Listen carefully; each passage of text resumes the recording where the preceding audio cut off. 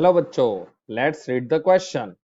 One metallic sphere A is given positive charge whereas another identical metallic sphere B of exactly same mass as of A is given equal amount of negative charge.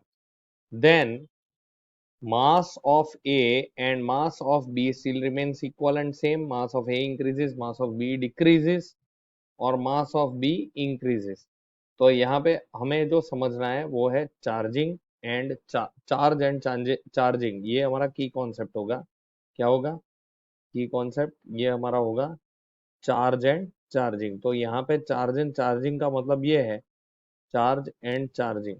Negative charging करना मतलब या positive charging करना, देखो electrons are light एक तो होता है, then protons in मास, ठीक है, इन मास। तो मूवेबल ज्यादा कौन से हुए? तो इलेक्ट्रॉन्स आर मोर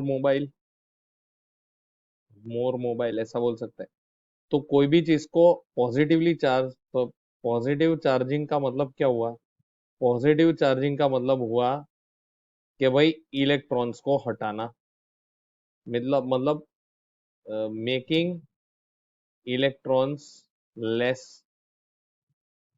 चलो ये कॉन्सेप्ट, ये ही कॉन्सेप्ट में हमें ये समझना है। अब देखो यहाँ पे ए है, इस पे इसको पॉजिटिवली चार्ज कैसे करेंगे? तो इसको पॉजिटिवली चार्ज करने के लिए you have to, what you have to do, remove electrons. तो उतना मास इसका कम हो गया, उतना मास इसका कम हो गया क्योंकि एक्सेस इलेक्ट्रॉन्स निकाल लिए। तो मास ऑफ ए डिक्रीज हो गया, डिक्रीज। तो यहाँ पे हमें ऑप्शन में कहीं पे दिया नहीं है मास ऑफ ए डिक्रीजेस ऐसा, ठीक है। चलो अब यहाँ पे देखते हैं बी को। बी बी में हम क्या करते हैं, इसको और नेगेटिवली चार्ज बना लेने के लिए we add electrons, add electrons. तो इसका क्या हुआ? Mass of B increases, mass of B क्या हुआ?